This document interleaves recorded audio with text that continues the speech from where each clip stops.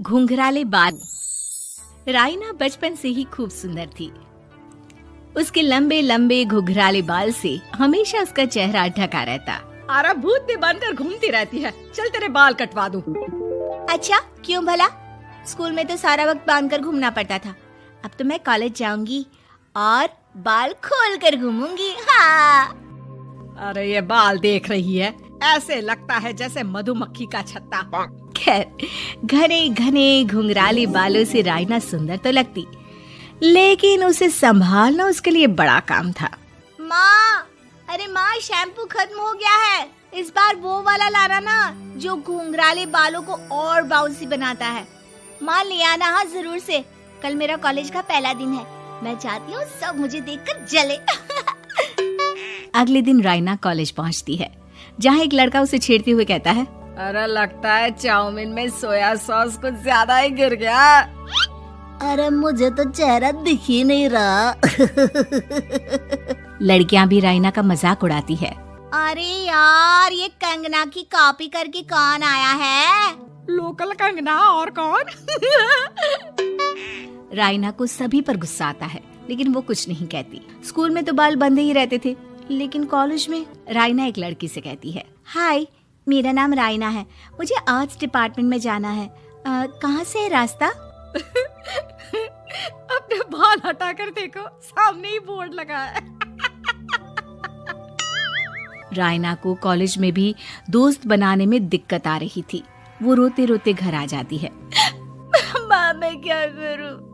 आज तो सारे दिन लोगों ने न जाने क्या क्या बोलकर मेरा मजाक ही बना कर रख दिया।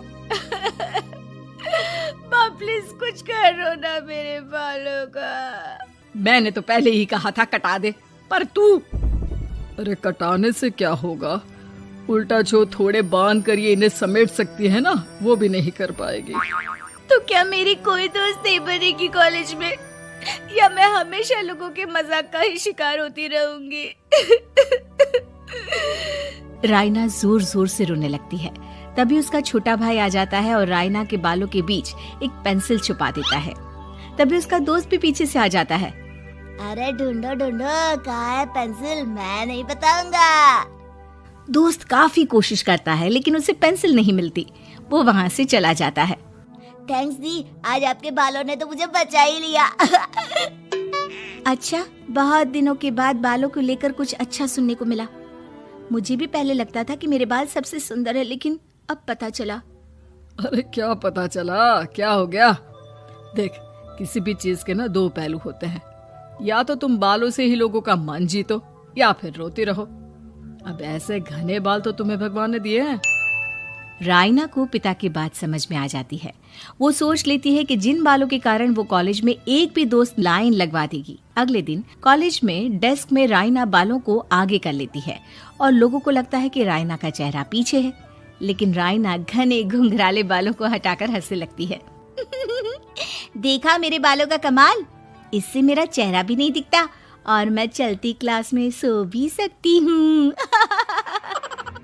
सभी राइना को देखकर हंसने लगते हैं। क्लास में परीक्षा चल रही होती है, तो राइना अपने बालों में चीटिंग के पेपर छुपा छुपा कर आसपास के बच्चों की मदद भी कर देती है, जिसके बाद से तो राइना क्लास की हीरोइन बन जाती है। वाह राइना, तेरे बाल तो बहुत कमाल के हैं।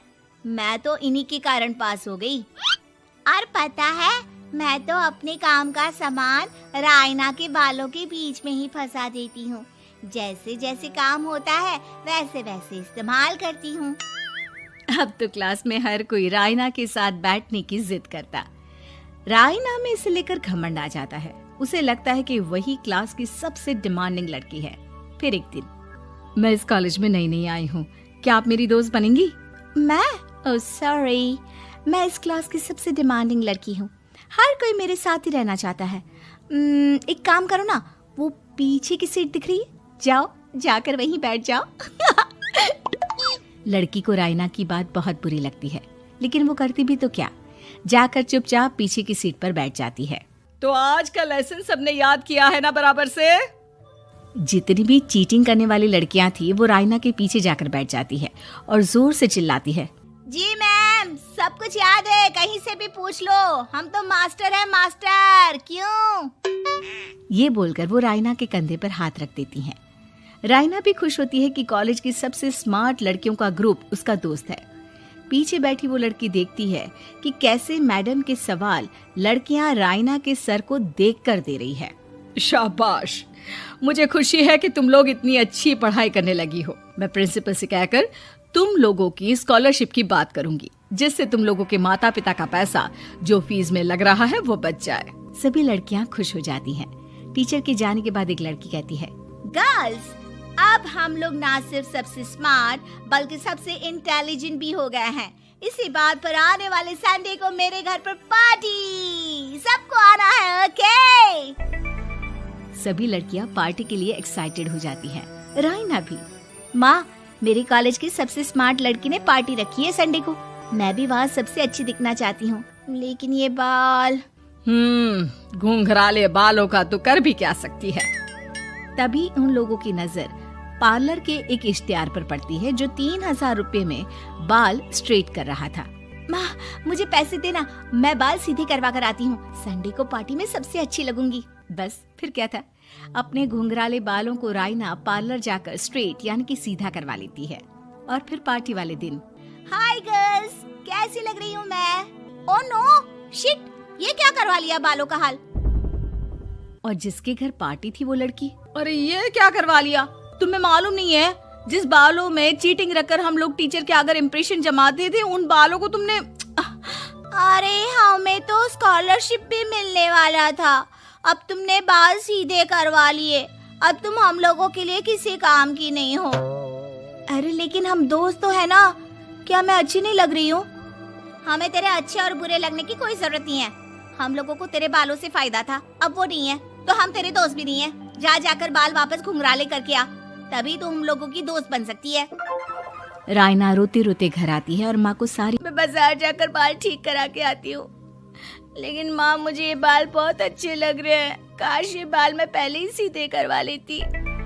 देख बेटा, पैसे तो मैं तुझे दे दूं, लेकिन वैसे बाल करके तू फिर ऐसे दोस्त बनाएगी जो तेरे साथ मतलब के लिए जुड़े हैं। लेकिन इन बालों में तू ऐसे दोस्त बनाएगी जो तेरे साथ जीवन भर का साथ निभाएंगे। रायना को माँ की बात समझ में आ जाती है।